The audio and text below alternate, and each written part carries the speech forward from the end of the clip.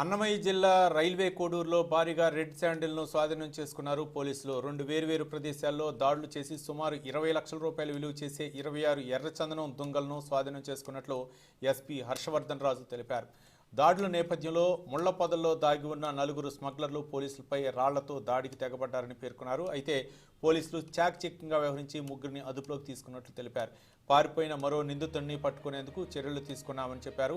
అలాగే కేవీపల్లె మండలంలో మరో 2 స్మగ్లర్లను అరెస్ట్ చేసినట్లు తెలిపారు. ఈ ఘటనలో 16 దుంగలు, ఒక స్కార్పియో, పల్సర్ బైక్ను స్వాధీనం చేసుకున్నట్లు వివరించారు. గతంలో ఎర్రచందనం అక్రమ రవాణాకు పాల్పడిన వారిపై నిఘా కొనసాగుతోందని వెల్లడించారు ఎస్పీ హర్షవర్ధన్ రాజు.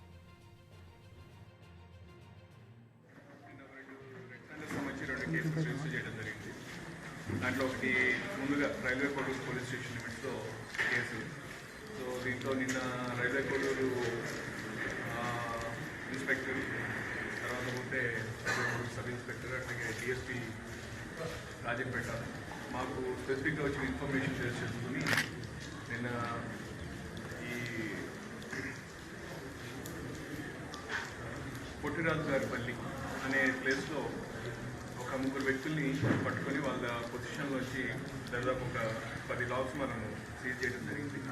సో ఈ ఇన్ఫర్మేషన్ ఇన్ఫ్యాక్ట్ అది పోలీస్కి స్పెసిఫిక్ ఇన్ఫర్మేషన్ దాని మీద వెంటనే రెస్పాండ్ అయిపోయి చెక్ చేయగా సో ఈ 3 వ్యక్తులు, దీంట్లో కొండయ్య అనే ఒక సుబ్రహ్మణ్యం, తర్వాత నవీన్, వీళ్ళు ముగ్గురు కూడా అక్కడ కోడూరు మండలం సంబంధించిన వాళ్ళు. సో వీళ్ళ ముగ్గురు కూడా అదుపులో తీసుకున్నాం. అయితే ఒక వ్యక్తి సురేష్ అనే వ్యక్తి పారిపోయాడు. సో అతని గురించి కూడా వెతుకుతున్నాము, అతను కూడా తీసుకున్నాము. సో వీళ్ళ 3 వ్యక్తుల నుంచి దాదాపు 10 దొంగలు, దాదాపు ఇదంతా కూడా 290 కేజీలు, అట్లాగే 4 లక్షల దాకా, అంటే దాదాపు 3,80,000 దాకా వర్క్ ఉంటుంది. సో ఈ కొండయ్య అనే వ్యక్తి, తర్వాత సుబ్రహ్మణ్యం వాళ్ళు ఆల్రెడీ ఓల్డ్ అఫెండర్స్, వీళ్ళ మీద కేసెస్ కూడా ఉన్నాయి. ప్రీవియస్గా 62/2022, 65 రెడ్ శాండిల్స్ టాస్క్ ఫోర్స్ వాళ్ళు పెట్టిన కేసెస్. అట్లాగే సుబ్రహ్మణ్యం మీద కూడా ఒక 87/2020